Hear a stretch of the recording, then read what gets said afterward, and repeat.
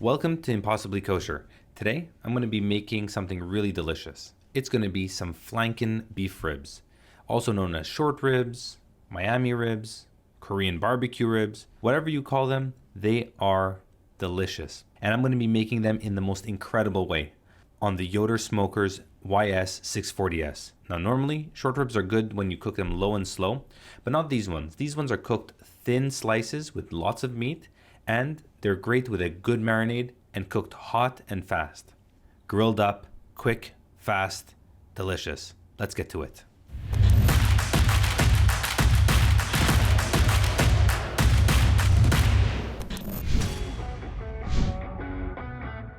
I'm going to be starting off with a marinade. We get 2 tablespoons of brown sugar, about 1 big tablespoon of garlic powder, 1 tablespoon of smoked paprika or sweet paprika, whatever you prefer, 1 heaping teaspoon of onion powder, some soy sauce. I like to use the tamari soy sauce, but if you use Kikkoman's light soy sauce, it's also really delicious.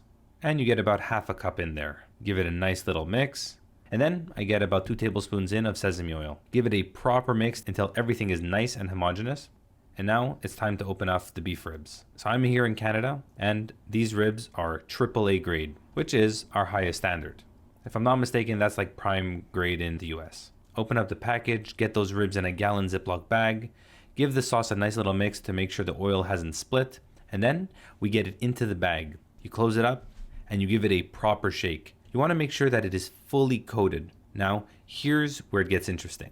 If you leave it overnight, that soy sauce, those flavors are going to penetrate into that meat, and it's going to be much better. If you don't have so much time, don't worry. Just leave them at least 30 minutes so that salt can start to penetrate that meat. In my case, I'm going to be leaving it overnight, so it goes into the fridge until the next day. All right, it's cooking time. First things first, like I mentioned, I'm going to be cooking on my Yoder Smokers YS640s. Guys, if you don't know what a Yoder smoker is, I definitely recommend you check it out, especially if you're looking for a really top quality smoker. The Yoder is a beast of a tool, heavy duty, and honestly built to last a lifetime. I'll leave a link in the description section with some info on where you can find it for the US and where you can find it for Canada. All right, first things first, I get the grates off. Now what's nice about the Yoder is it has direct grilling grates, and I get the hood off. Whenever you're lighting a pellet grill, you want to make sure that there's enough airflow and it's open so that way the fire and the smoke can have somewhere to escape from. And whenever cooking on my Yoder, I make sure to use Bear Mountain Barbecue's pellets. So for this cook, I'm going to be using sweet barbecue. It has a really nice sweet and smoky flavor. I fill up the hopper, make sure it's topped up. If you're liking this video so far, give it a big thumbs up and let me know what you think in the comment section. If you don't have a Yoder, what barbecue do you like to use? How do you like to smoke your meat? Let me know. Oh, and by the way, in the description section, I'm going to leave more info, but if you want 20% off on all of Bear Mountain Barbecue's products, use the code ImpossiblyKosher20. It's not an affiliate code. I don't make anything out of it. I just love their product, want to help you guys out. Step 1, turn the Yoder on and just hit start. The auger is going to start to pull those pellets into the firebox. And about a minute and a half later, the ceramic igniter is going to light those pellets up. Now, as soon as you start to see smoke, now you can close that hood. I like to wait until the fire goes on and then I close it up. Now you'll start to see the smoke circulating from all over, and then we close it up to bring it up to temp. Now it starts to heat up.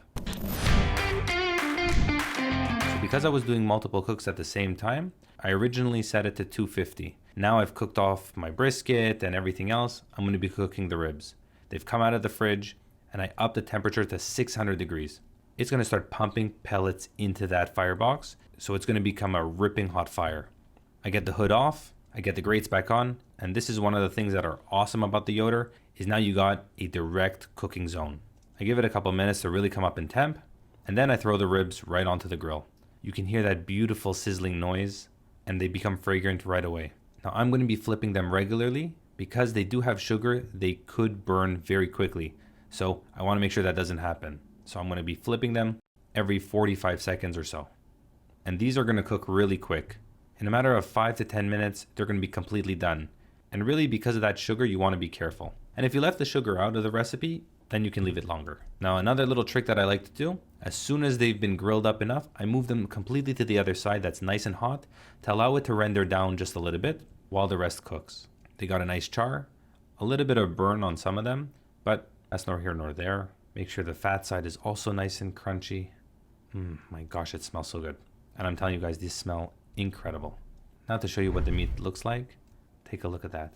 Juicy as heck and incredibly delicious. And once done, I hit the power button and it starts the cool down process. And guys, that's all there is to it to make incredible flank and short ribs. If you like this video, give it a big thumbs up. And if you want to support the channel, you can definitely do so by subscribing and joining our members block. Let me know what you want to see next in the comment section. Love to interact with you. Thanks for watching, guys, and I'll see you in the next one.